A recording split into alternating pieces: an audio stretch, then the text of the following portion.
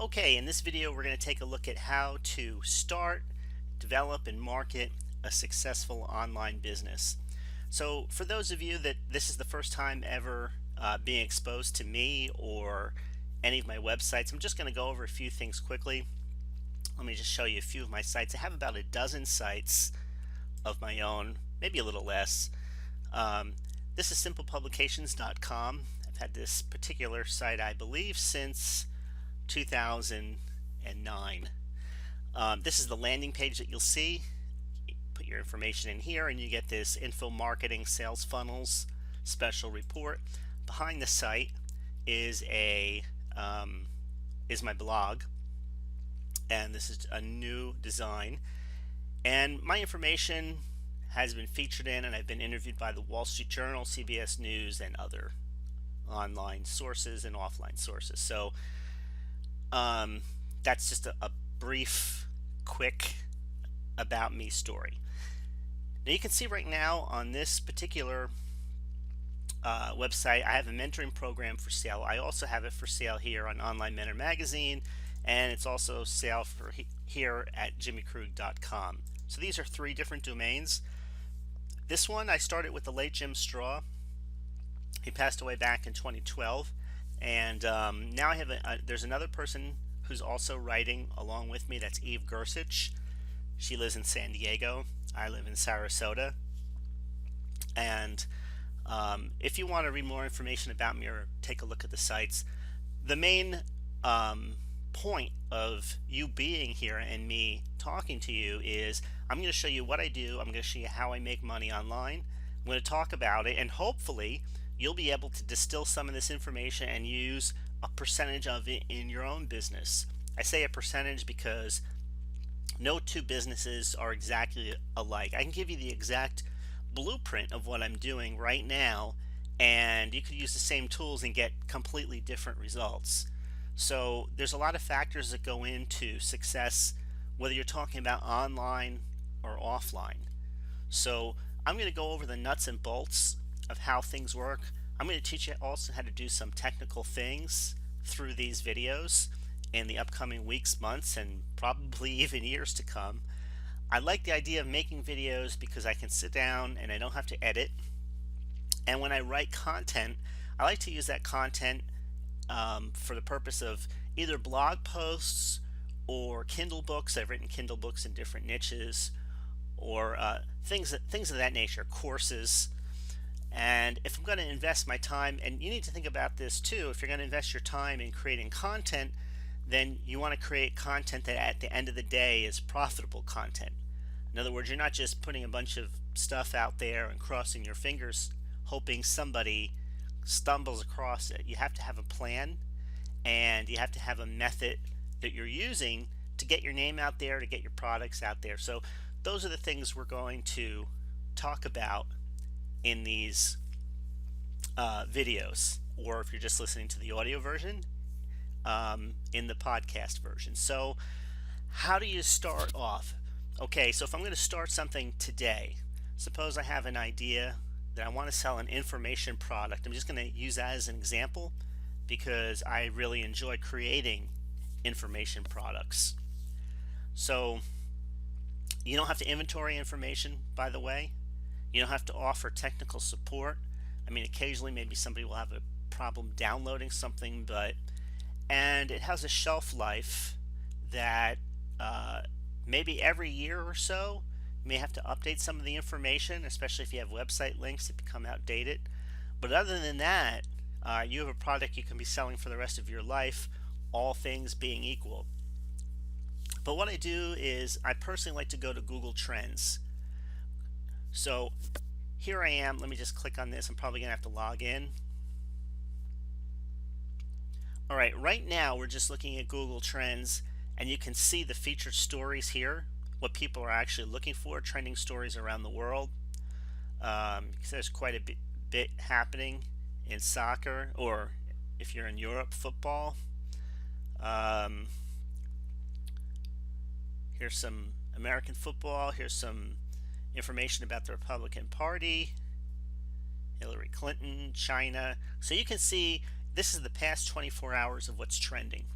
But let's say, for example, that I wanted to look up a topic for an information product. So I decided to, let's say, copywriting. That was a famous one back about 10-15 years ago. Everybody wanted to learn how to be a copywriter. Okay, so here we go. And you can see how the interest over time is trending down. It's starting to enter a sideways channel now, but you can see from 2005 to 2015. Let's take a look at the forecast here. Okay, so you can see right now the top countries where people are interested in this particular topic. Number one is Singapore, South Africa, the Czech Republic, the United Kingdom, Australia, the Philippines. Let's see, is the US even in here? We don't even have the US listed in here in the regional interest. So let's click this change over time.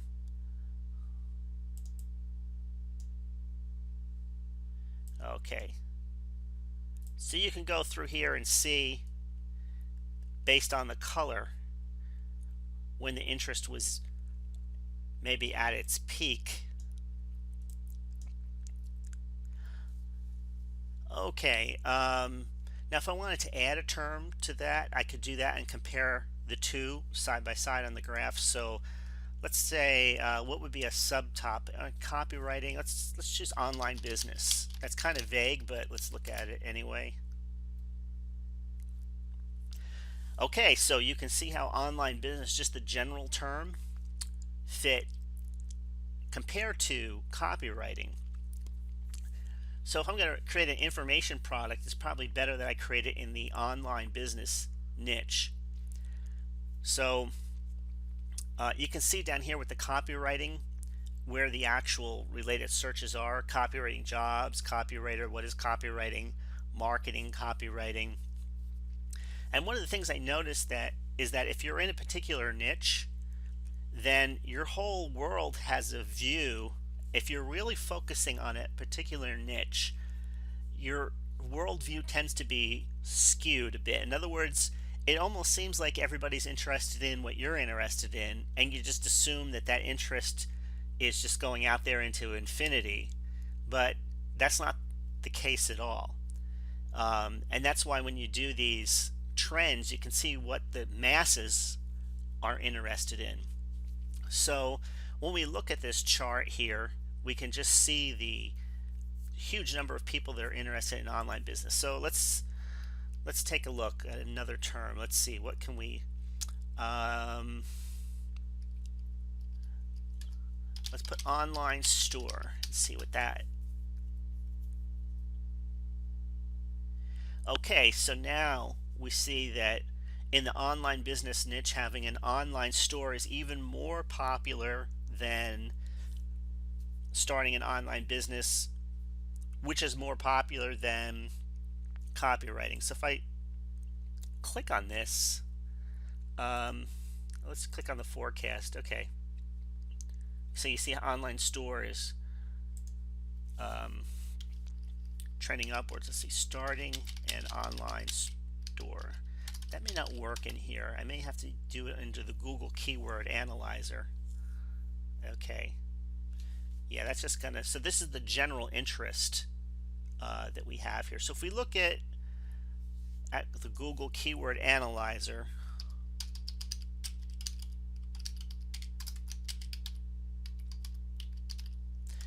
now this is the if you're the type of the person that just likes to sit down and do all your research like this is just one way to do it. But I'm going to get into this a little bit more. Okay. Looks like I'm going to have to use, let's take a look at this.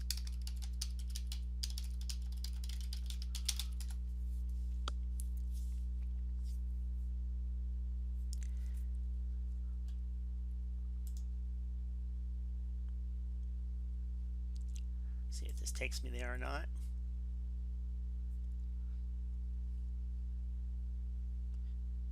Okay, so if I'm going to use, this is a free tool. Alright, so it has my location here in Sarasota. Let me just pause this for a moment and open up one of my free tools. Okay, actually this is a paid tool. This is called Longtail Pro. I'm going to add online store in here and see what we can find.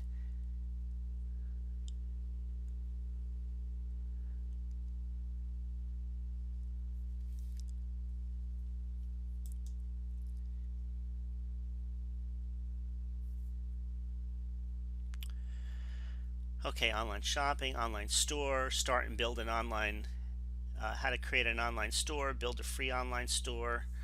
So you can just use terms like this and get an idea, or use tools like this, I should say, and get an idea of what's popular out there and what's not. So I don't really want to go into getting bogged down into great detail with this. I know some people love this. You may not be one of them.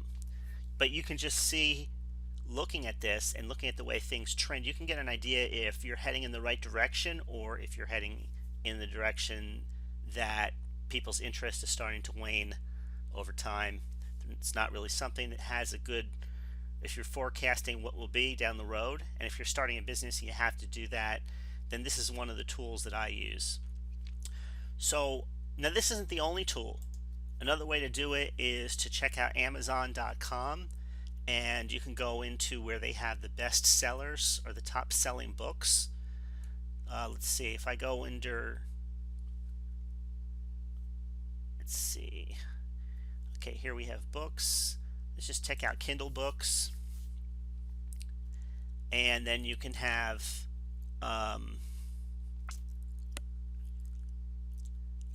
okay, if I go down here to the Kindle store, you can see what's under all these different categories like arts and photography, biographies and memoirs. And some of these, if you look into here, you can see, you can recognize these niches in the offline world as well.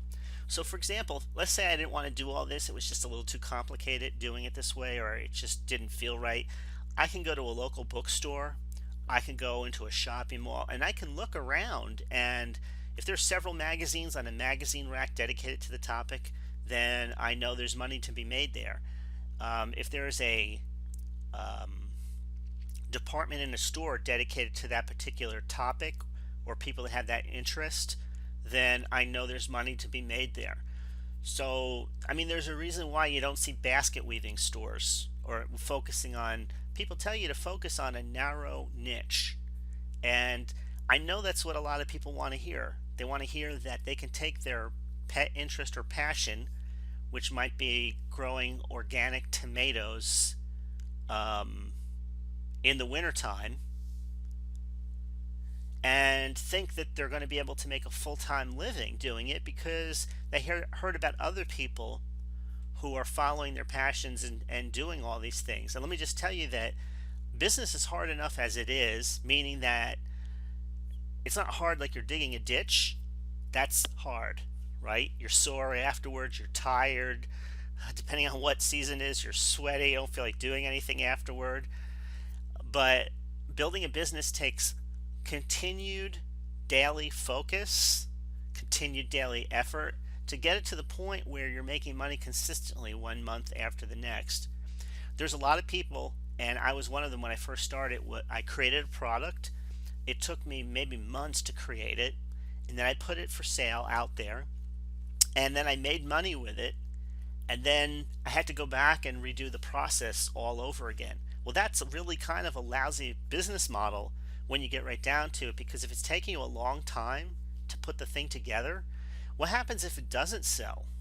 Or what happens if you have 2 or 3 misses in a row, right? So you want to do everything that you can for things to be going in your favor, meaning that instead of trying to find a narrow niche, which might be great if you want to become known in a market that is super, I mean, there's just a small market and you don't really care how much money you make or you don't make.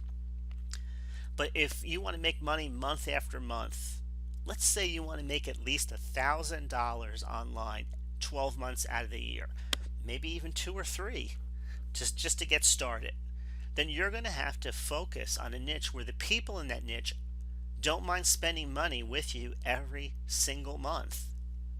Now, one of the easiest ways I found to do that in the real world is to help local businesses do something that they either don't want to do on their own or can't do on their own. And that's how my offline business was built. Another way to do it, if you want to, when you're really ready to get into the bigger time, is to create an online course that sells for more than just a few dollars. And you don't have to make that many sales month after month to make a good profit. But when you're just starting out, you don't have a huge mailing list, and no one knows anything about you, and whether you're on the money or off the money or somewhere in between, you want to choose a market that's big. You want to choose a market where it's easy to find people. And you want to choose a market that does have competition, because let's face it, when there's money in anything, there's going to be competition. And if there's no competition in a market that is worth being in, there will be soon. So not everybody is fortunate enough to get in the ground floor opportunity of something, right? So not everybody got in the ground floor of social media when social media first started, for example.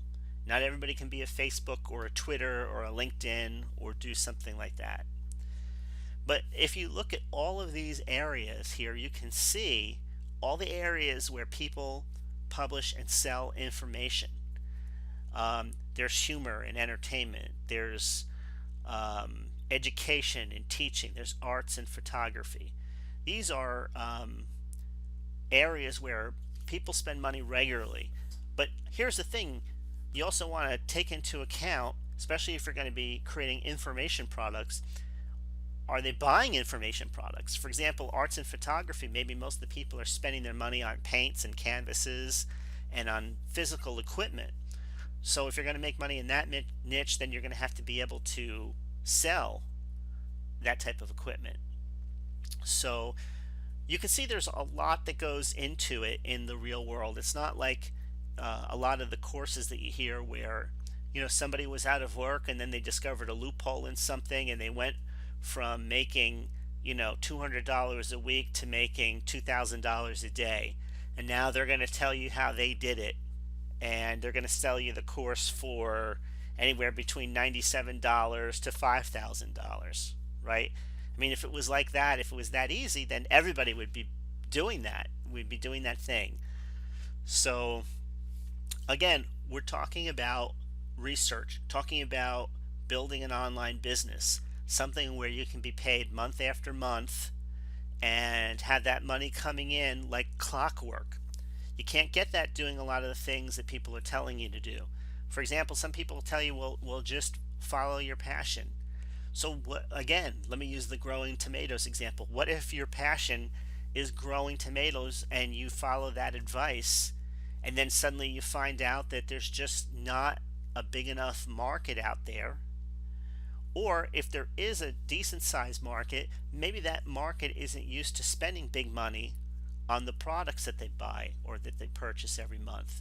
For those that do, I mean, maybe the average price of the information product in that market is just a few dollars or $10 or something like that. So all of these things you have to think about before you get started. Now, let me just say, I got started in my 20s. Went through that period of life, and if you're in your 20s and you're listening to this, you can try a little bit of everything online. I'm totally not against that, because you want to see what you enjoy, you want to discover what you're good at, and sometimes the only way to do it is by stepping out and doing it. If you're in your 30s, then you'll know a little bit more about what you like and what you don't like. You have some experience under your belt. Then if you're in that situation, I suggest that you really think long and hard about what you want to build, because if you start building it in your 30s, then by the time you hit 50, then you may have an empire on your hands, or at least a business that somebody will be willing to pay six figures to take off your hands if you decide not to do it anymore. If you're above 40, then the good news is, if you're listening to this, you have enough life experience where you already know or have in-depth information in certain areas, hopefully there are areas that other people would be willing to pay for that information. But if not, you can take a look around and you can come to the conclusion, because even if you've been stumbling around for the first 45 years of your life and really don't have that much to show for it, or you've spent your entire life in an industry you weren't really happy with, and now maybe you're in your 50s or even in your 60s and you're deciding, you know what, I don't want to live the rest of my life just doing whatever. I want to be involved in something that's going to bring in a nice chunk of change, supplement my retirement income or whatever it is. Wherever you are, when it comes to online business, there's something here for you. What's going to differ is how much energy you want to put into it. If you only want to make part-time income, then you're going to put a lot less energy in than if you're determined, I've got to make a full-time income. I need a minimum of $5,000-$6,000 a month. I'd really like to get into that $10,000 a month class. That's really what I need. I need to put money away for my kids' future or grandchildren or whatever it is. If you're going to be in the 10,000 and up niche, let me tell you, then you're going to work. There's no way around it. The work may not seem like work to you, meaning that, going back to the ditch digging analogy again, you have to dig a lot of ditches to make $10,000 a month. So if you look at what goes into an online business, what goes into it? Number one, you're going to have to write advertisements, right? If you want to make a lot of money online, you're going to have to you're going to have to create a lot of ads, test a lot of ads. Number two, you're going to have to send out a lot of email, because everything is about list building today. So if you want to make more than $5,000 a month, then you're going to be sending out a lot of email all the time. You'll notice you may get 2-3 emails a day from certain people 7 days a week. There's a reason why they're doing that. It's because they have to do that in order to get enough traction from the offers that they're offering in those emails. Remember, all these things have already been tested. Nobody here is really reinventing the wheel. We're taking what already exists and we're putting it into a workable business format. There isn't any magic software out there. There's software that can make the job a lot easier. There's software where you can have one login instead of 20 logins. But at the end of the day, it's your ability to get the pulse, put your finger on the pulse of your market, know what they want, and to be able to connect with them in such a way that they know, like, and trust you. That you're a trusted advisor or you're a trusted expert in their personal opinion. And they look forward and continue to do business with you over the days, months, and years ahead. That's how you really build a business. Now, let me just say, for those of you that maybe think, well, I really wanted to build a business around my passion, and it's kind of a bummer because maybe I'm spending 40 hours a week doing something I hate, and the only good balance I can find for that is doing something I love. Well, consider this. If you sell a product or you're in a market that you at least have some interest in other words, one that you don't hate or you haven't just choked to death on it because you've been in it for so long, but if you can find something that you somewhat enjoy being involved with, the money that you make from that, right? Because we're going to focus on markets where people are spending money, big markets, not little out of the way markets. You can make good money in a big market and then use that money to finance the thing or the area that your heart is really in. For example, just the other week I heard a story about a pastor who put together a program to help couples that were struggling with their marriage in their relationship. So he was frustrated because people were not willing to spend money and purchase that particular product from him. But yet there were other products that people would part with their money without even giving much thought about to, like, say online business like we're talking about right now, or starting an online store, or losing weight, or finding a mate, or whatever, all of the usual things that you've been hearing about for years. There's a reason why you've been hearing about them, because there's a ton of money to be made in those areas. So even if you have to jump into one of those areas so that you can put a marriage program together that you really believe in, right? Because sometimes the things we really believe in, there's only a handful of people that really feel the same way. Unfortunately to say, other people may see things differently. And so you may not have the money or the resources to really hit it in that particular market that you love, but there's all of these other markets out here that I don't want to call it a path of least resistance, but I don't know what other word to put on it, because the worst disservice I could do for you or to you is to make you think you can make money doing nothing, just pressing a few buttons or clicking around and you're going to make money. It's just not going to happen. You're going to have to connect with people, and that's going to take a little time. It's going to take a little money. But if you're willing to do that, if you're willing to put the effort in on the front end, it'll get easier and easier over time. And maybe you'll be one of those people that really just connects in a big way, and you become famous for whatever it is that you're doing, whatever it is that you're selling, or you just get filthy rich. Anything is possible.